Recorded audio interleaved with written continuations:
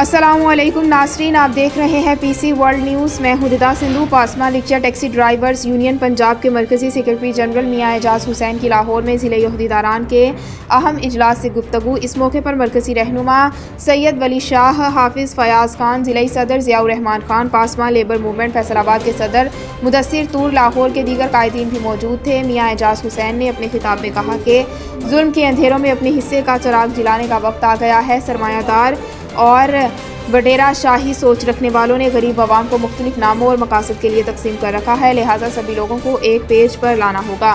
آنے والی حکومت نے رکشا ویگن ورکرز کو نظر انداز کیا، چھوٹی ٹرانسپورٹ سے وابستہ افراد کو دیوار سے لگانے کے تمام تر اقدامات کیے جس سے رکشا ویگن سے وابستگی رکھنے والوں کا خاتمہ ہو سکے اور ٹرانسپورٹ شعبہ پر بڑے سرمایہ داروں کی اجارہ داری قائم ہو جائے۔